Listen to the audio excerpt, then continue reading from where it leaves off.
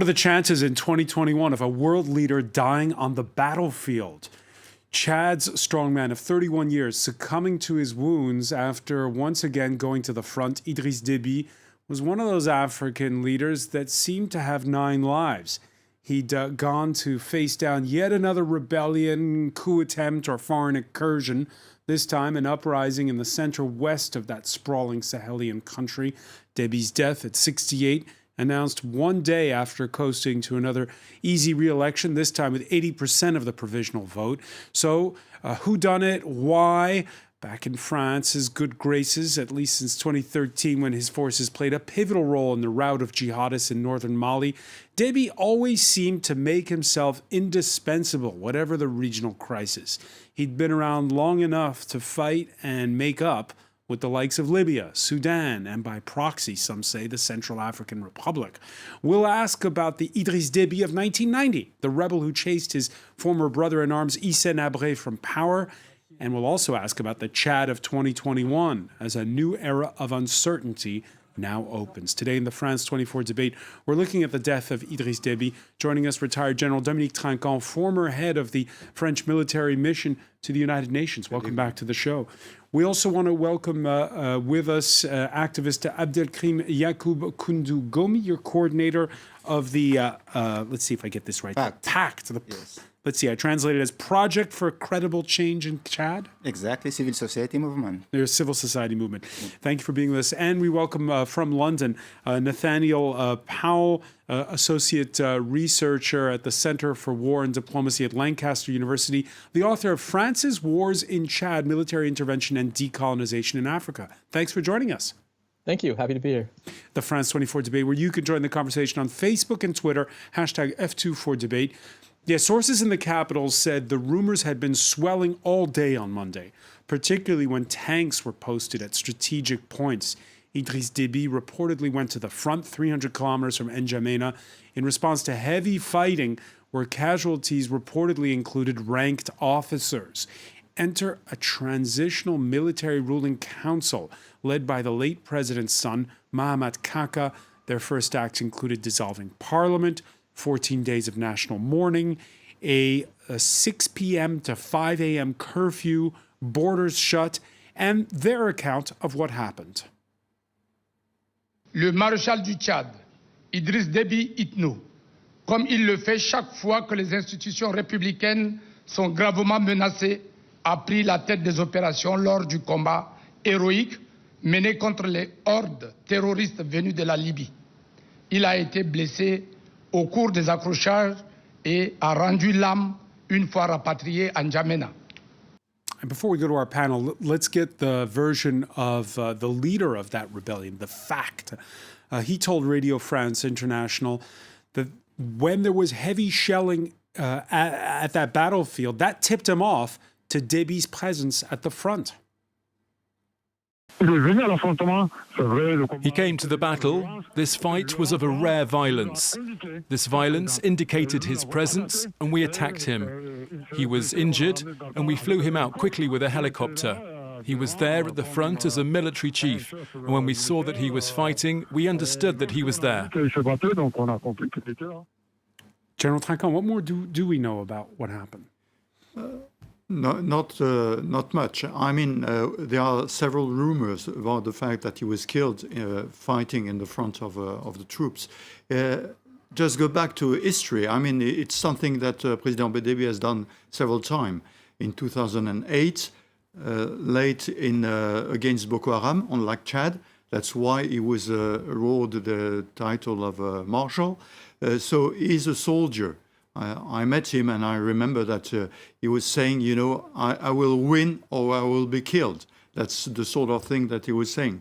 But then on this special occasion, we don't know if he was really killed by the people he was facing or he was killed by someone around him.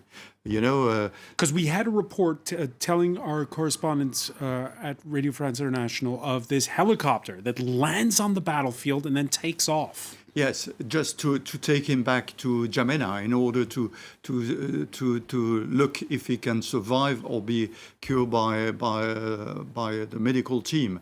But I mean, when the President Deby is going in front of the line, everything is prepared if something happen. But of course, we are not used, especially in our Western country, to see a president going on the front line fighting. But may I say we're talking of Chad, of Zagawa, and the Zagawa very often are fighting like that. The chief are in front to show how to do it. That's why sometimes they've got problem because the boss are very often killed, and then there is a problem of having people replacing the chief. But look what's happened in MINUSMA in Mali. A few weeks ago, on the north of Mali, a post from the Chadian contingents was attacked by the jihadists. And the response by the Chadian government was very fierce. It was the first time that they inflicted, I don't know, 100 killed in front of them. So they are really good soldiers, and President Deby was one of them. Good soldiers, but they obviously were facing strong firepower in return.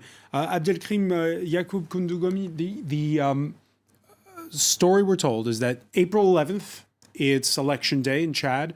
Idriss Deby running for a 6th term, and this rebel movement, the FACT, whose leader we just heard, does an incursion from Libya, where they had gone and fought there for a while. Is that what you're hearing?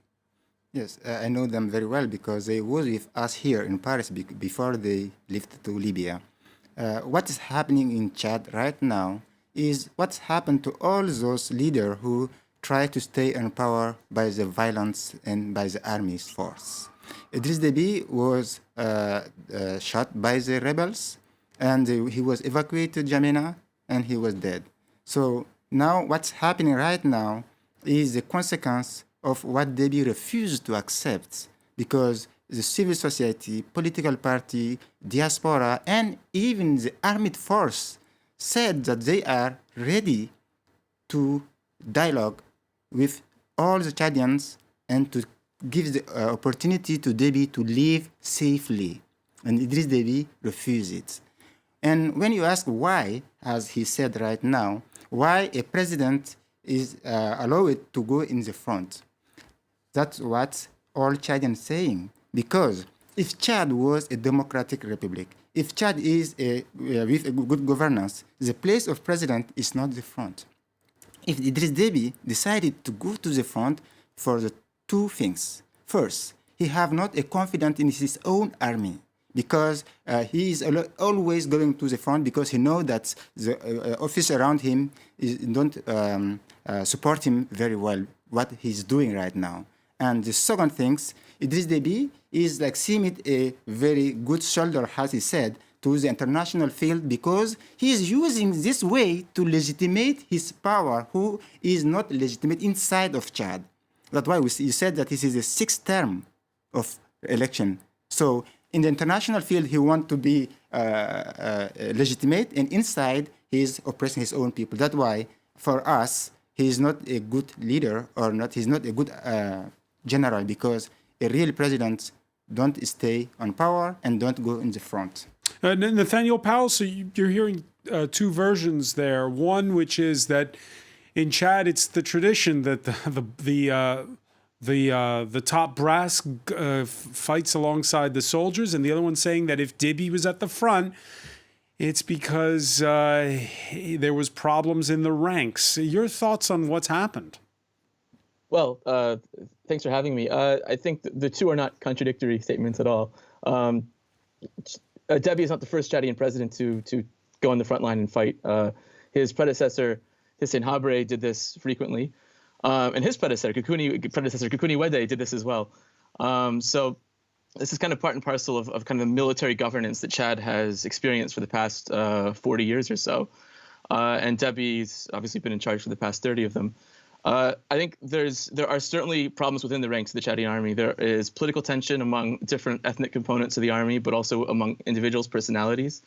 And the fact that a faction of the army moved so swiftly and with a lot of determination after Deby's death to place his son as the interim head of state speaks volumes, I think, to the extent to which there were fears about what could happen if word of his death got out early, or other actors could move more quickly. So you saw the military move quickly to announce the military transitional committee, dissolve the constitution, the assembly, the government, and place Deby's son at the head of the state, which was something that a lot of international observers, but also most Chadians knew that was Deby's succession plan for the past several years, that his son would be his successor. As you're speaking, Nathaniel, we're seeing those images of that were broadcast over state television in Chad, and you have all of the top brass there in fatigues. You see his 37-year-old son,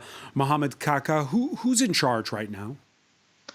So it's hard to know who's actually in charge in terms of who's pulling the strings. I think that there are probably several people, and I'm sure that Mohamed Kaka is in fact one of the most influential players at the moment. He was given enormous amounts of authority by his father. He's a 4-star general at the age of 37, which is not common in most militaries. He was given command of the Presidential Guard. He played an important role in Chad's intervention in Mali. And he has a lot of military experience, a lot of contact with, for example, French military officers, but also Americans. He has a lot of international connections, and he has authority within part of the military itself. So he's certainly one of the movers of this new regime. Now, whether that's going to remain the case is, of course, an open question, because there is opposition to him both internally and externally. And the question is to what extent that's going to manifest itself and be successful. And of course, the battle's not over, because these rebels, they were 300 kilometers from N'Djamena. Could there be a run on the capital next to General Trinquant? That's what happened in 2008. So we don't know. The news provided was that they were stopped and part of the column get to Niger. But it is possible. I mean, in 2008, they arrived in N'Djamena. That's why probably the committee take these measures with closing everything. Interestingly enough, the son of Idriss Deby has the same age now that Déby had when he take the power. In 1990. Abdelakrim Yacoub Koundougoumi, what happens now? Now are these rebels going to move on the capital, or the process of the dynamic of the revolution are continuing. I see that the son of Déby and his close family trying to change the situation by making like a coup, international coup, by putting his son like president. But he have not any legitimate. He have not influence in Chad in the army. He is very young because he's 37. He is just son of trying to have this legitimating because he's son of Déby. And when you see all the general in the list of this military council are just the friends of his father. Before the day before, they arrested all other generals and they keep them in the jail. And some of them were killed. So what is happening now is they are trying really to go to the very confrontation situation because they know that people are waiting a political national transition council and not military council. What's happening right now? So what do you do? Because as you say, you're from the civil society, so Yes. you don't want to, obviously, for there to be open Exactly. warfare in the capital. So How do you stop the rebels though from showing up at the doorstep though? we have two things, and we are calling international community to take his responsibility very earlier before the dramatic situations came. You know, the determination of resistance armed force, and now in our last information we have, all of them, all the groups are united and they are heading to the capital. If the son of Déby thinks that he just keeps the capital is enough, he is really in the wrong strategy. So we are calling the international France and other countries to intervene and to tell this council that what we need now is not a military council, but civil society, political party, diaspora, and even those armed resistance are calling for inclusive dialogue, political inclusive dialogue, and the council will lead by a civil and not by a military and soldier. General Trinquant, based on past experience, what do you think is going on right now in the high halls of Paris, here in Paris, when it comes to this? I fear that the fact we are now heading for N'Djamena or for the Niger are not from civil society. They are the same thing. I mean, they are military people who are trained in Libya and who want to take the power by military means, not by election or things like that. So I don't know what will happen. What I'm looking is that currently the son of the president have been for a very long time in the intelligence system. He's now commanding the Republican Guards. So we have several tools to use with the other general. That's why all the other generals were around him. You notice that they all have 4 stars except one, who have 3 stars. So we have 500 generals. And so if you select all these people, there are people important in the system, in the current system. So really, we will see what will happen in the week to come, because because the people from FARC are very far from their base. I mean, their base is in Libya. So last time in 2008, for example, they were stopped only because they were out of fuel and they had to go back.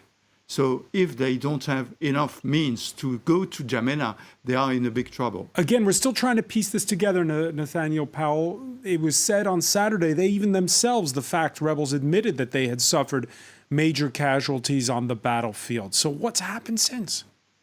Well, it's hard to say, based on, especially for somebody living outside the country, to be able to speak kind of intelligently about the actual dynamics on the ground.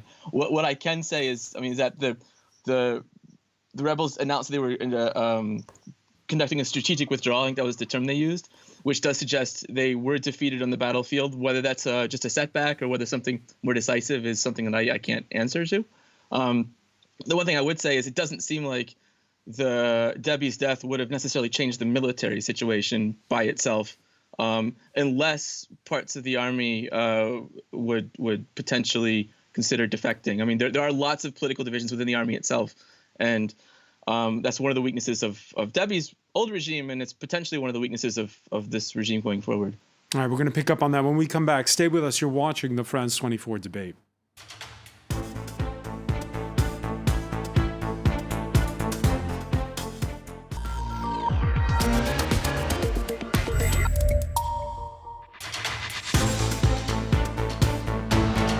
Welcome back, or welcome if you're just joining us. It's the France 24 debate, and we're taking in breaking news of one of Africa's longest-serving leaders being killed after a firefight at the front in a battle with rebels. Chad's Idriss Deby, dead at the age of 68. With us to talk about it is Abdelkrim Yacoub Koundougoumi, coordinator of the Pact Project for a Credible Change in Chad. From London, Nathaniel Powell, associate researcher at the Center for War and Diplomacy at Lancaster University and the author of France's Wars in Chad, Military Intervention and Decolonization in Africa. General Dominique Trinquant, former head of France's mission to the United Nations, with us as well. When he took the capital in 1990 and ended the bloodthirsty reign of former brother-in-arms Hissène Habré, Idriss Deby's ascent coincided at the time with Africa's post-Cold War democratic wave. As for the 3 decades that followed, Emerald Maxwell takes a look. He was one of Africa's longest-serving leaders, having racked up 3 decades in power. Chadian President Idriss Deby ruled his country with an iron fist, but was also a key Western ally in the region against the threat from Islamist militants. Forces from Chad, considered some of the best on the continent, have fought jihadists in northern Mali alongside former colonial power France since 2013. As president and a career military officer, Deby never hesitated to visit soldiers on the battlefront. Last year, he was promoted to field marshal. Because of this, Deby managed to keep a lid on international criticism of his autocratic regime. Deby began his career in the army in the 1970s when Chad was going through a long-running civil war. He threw his support behind the president, Hissène Habré, and rose through the ranks until he became commander-in-chief of the armed forces. In 1990, Deby seized power from Habré, leading a rebel army against a man later convicted of human rights abuses. Instead of ushering in democracy, though, Deby led a military regime, rubber-stamped by regular elections, while crushing growing dissent over the worsening economic and political situation. Chad is oil-rich, but Deby's government has squandered hundreds of millions of petrodollars. 66% of its population live in severe poverty. Transparency International lists Chad as one of the most corrupt countries in the world. Over the years before his death, Deby faced a number of challenges to his rule. After surviving numerous coup attempts and rebellions, the insurgents finally caught up with him, aged 68. Nathaniel Powell, when you look back at the 3 decades of Idriss Deby's reign, and we heard it in that report by Emerald Maxwell there, I mean, I'm old enough to remember the 1990s when the World Bank concluded that deal whereby they would have this pipeline that would go to Cameroon, take the oil out, but the money would go to health and education. How did that go? Well, it didn't go very far. So Deby's problem has, as it's been alluded to before, is that he has consistently generated lots of opposition within Chad itself because of the way he rules. He's been really great for the French and the Americans, not so great for Chadians. And this erupted in the mid-2000s with 2 major rebellions in 2006 and 2008. And following the 2006 rebellion, which almost killed him, but also it entered Jamina itself, as did the 2008 rebellion, and almost overthrew the regime, Deby embarked on a massive arms buying kind of splurge to try to beef up his military. And this really violated the rules laid down by the World Bank for the use of the funds generated by the oil revenues. He spent something like $700 or $800 million on arms purchases in the course of about a year.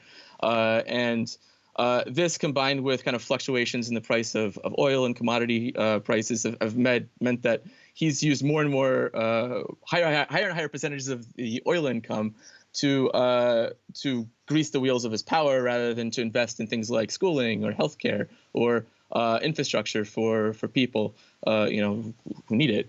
So this has obviously generated longer-term discontent with the regime itself, but that just builds on a longer period of very anti-democratic authoritarian governance that has deeply affected the lives of many Chadians, but not has provided a certain level of stability that has benefited Western powers, particularly France and the United States. He was out of Paris's good graces before General Trinquant, the 2013 invasion, or rather takeover by jihadists of northern Mali, in which Deby came to the rescue in that in particular. Yes, exactly. The first, the first attack was something like with the French forces. I mean, the only one who came with the French forces were the Chadian. And they had, I think, 24, 25 killed in the first attack. I mean, and they were posted in the north of Mali, currently inside MINUSMA, where no other contingents want to be. And that's what I was explaining when 2 weeks ago they were attacked and they retaliate very fiercely. Remember that there is not only Sahel, but also in the south, Boko Haram, around Lake Chad, with Cameroon, Niger, and Nigeria, of course, and here the Chadian forces are also very useful. You've got also Central Africa, where there was the crisis in Central Africa. There were people coming from Sudan and from Chad. And you've got in the north, Libya, with the opposition, and we saw the opposition arriving from Libya. So you see that on the different borders of Chad, you've got several threats, and that's why I say that Chad, looking at the French point of view, is a cornerstone of the security in the region. So that's why the uncertainty is a big question for the French position in the region. Doesn't mean that we're supporting this government or not this government, but without the government, there is a big problem in Chad. All right, let's listen to the French reaction before we turn. The French presidency putting out a communique stating Chad has lost a great soldier and a president who worked tirelessly for the security of his country. France loses a courageous friend. Quote, let's listen to the defense minister saying more. Donc, ce qui nous semble essentiel désormais, c'est que un processus de transition démocratique puisse se mettre en place et que la stabilité du Tchad puisse être préservée. Et pour le reste, vous comprendrez que nous avons besoin d'un tout petit peu de temps pour bien analyser toutes les conséquences que pourrait avoir cette disparition. Ce qui est certain, c'est que la lutte contre le terrorisme au Sahel ne s'arrête pas. Et je ne doute pas que nous pourrons poursuivre ce qui a été engagé courageusement depuis déjà plusieurs années. Okay, so a little of both, right? Talking about partner in the fight against jihadists and also have to move on the process of nation building, of firming up institutions. Your reaction to the French reaction? I want just to complete what the General said just a moment before. That it is true, Chadian and French people are linked by history. And it's a former French colony. So all. I think that's our two people. The history of the friendship between our two people didn't begin with Déby. It began a very long time ago, and we are very attached in this link. So now the one mistake that made in the fighting of this jihadists is to personalize this effort of people of Chad. Saying that Idriss Deby did that, Idriss Deby did this. No, it is not Idriss Deby. Even if Idriss Deby is not there, any kind of Chadian government can do what Deby is doing. This continuity of the effort will be more efficient with a democratic government, with all his people inside him. We are engaged. And when you see this country around Chad, all are in very difficult situation, right? But why Chadian people are very stable? This is one of the characteristics of people of Chad are just more tolerant. The tolerance in Chad is enormous. So we want that assure this international community that the death of Déby is not the end of the possibility of the fight of fighting this incredible problem of jihadism. So France's position is it's a diplomatic position. And we want to say this French government that we need France to help us to rebuild this nation in very strong corner. That we said that cornerstone. Okay, if Chad is cornerstone of the situation in this area, so with a democratic government, we will be more efficient to fight and bring our support in this project of fighting the terrorism. Now, Nathaniel Powell, this is squarely the subject of your book. Your reaction to what you're hearing there from Abdelkrim? Well, I think he's absolutely right in the sense that any kind of democratic transition in Chad at the moment requires some kind of at least refusal of France to intervene in defense of whatever regime is in place, or active assistance. The problem right now is that it's not been in France's security interest to promote democratic processes of change in Chad. I think there might be a light French preference for a more democratic form of government, and I think privately there are discussions like that between French officials and Chadian officials that they would prefer to see better respect for human rights. But at the end of the day, they're willing to look the other way, and they have consistently been willing to look the other way if France's broader security aims in the Sahel are being served. And this has been one of the problems. There's been no real incentive for Déby's regime to democratize, because they know that the French have been there consistently to essentially provide a security guarantee, or nearly a security guarantee, to protect them in case of an outside attack. And it's unclear what role France played in the recent fighting, although we do know, at least are pretty sure, that they provided intelligence and logistics for the government effort to combat the FACT rebellion. We know in 2019 they launched airstrikes to prevent another group of rebels from coming from Libya. So the French have been consistent in protecting whatever political order exists, and that makes it very difficult to change that political order in a more democratic direction. And I think that's been a consistent complaint of Chadian civil society organizations. The French role has not been constructive inside of Chad. General Trinquant? It's always the same problem. When we're talking about the relation between France and former colonies, we say you don't have to take to go inside the country and tell us what to do. And when we are not doing that, then you are criticized because you are not doing enough. So that's the problem. No. I mean, in Chad, for France, Chad, as you know, the headquarters of Barkhane is in N'Djamena. So for security reason, it's very important. And I agree, it's either President Déby or another government is very important for France. But don't ask France to organize the problem inside Chad. And we're talking about to solve the problems. Yeah, exactly. I mean, when you speak about the aircraft, the French aircraft striking rebels, I mean, it's not a democratic way also to subdue the government by attacking him with weapons. So it's an attack coming from outside. There is an agreement with Chad, and France can help them if Chad is asking. It was not the case this time. It was the case in 2008, for example. But so France is there, wants to have a stable Chad to help in security reason, but it will not be France who will organize the government inside Chad. But the fact is not showing really what the general is saying, because if there are not France force and support, Idriss Deby cannot stay 3 decades on power. Because when you see the trajectory of Déby, you can see that all time when Idriss Deby was in difficult situation, we saw that France came to save him by France Air Force or by another kind of support, technical or by information against rebels. When we saw that when Idriss Deby put in jail and kill opponent and violate a human right, France is very feared. They don't speak about it. When Idriss Deby organized a not very clear, transparent election, who came to validate this? The last one, when the Chadian people are really mobilized to refuse this tripatouillage of election, Idriss Deby masquerade election.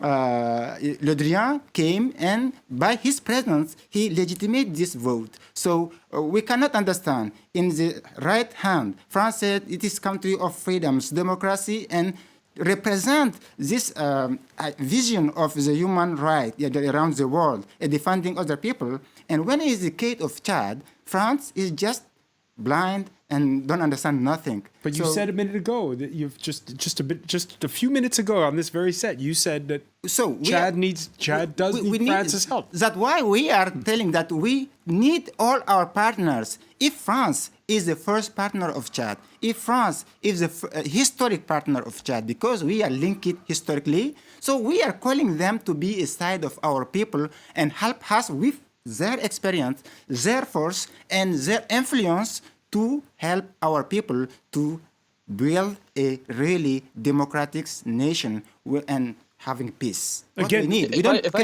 tell them to come and to introduce in our political problem. No, we want them like a partner who help us. Nathaniel Powell.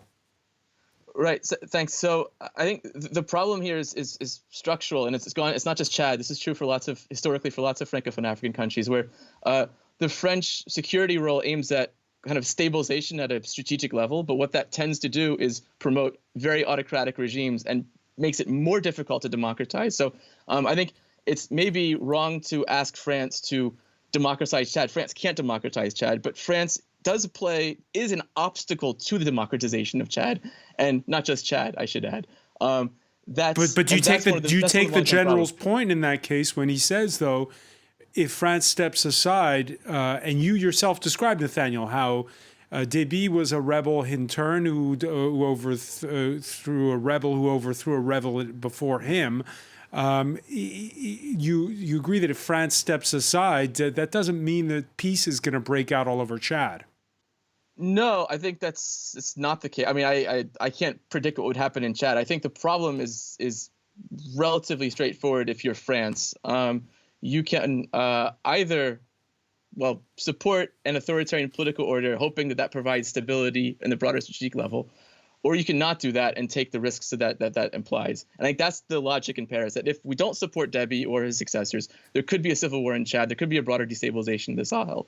I think the problem with that logic is in the medium and long term, is that the very governance strategies of countries like Chad or like Niger or even like Mali actually create the instability that they're meant to prevent in the long term. And by continuing to support these orders to these regimes in order to because of the stability that they allegedly provide, you're actually creating long-term problems, and you're making it more difficult in the future for democratic activists to actually expand the space of debate and argument, and then eventually create participative political regimes. And this is it may be better for France to leave and let the cards fall as they may, rather than provide at this point 60-year-long obstacle to democratization.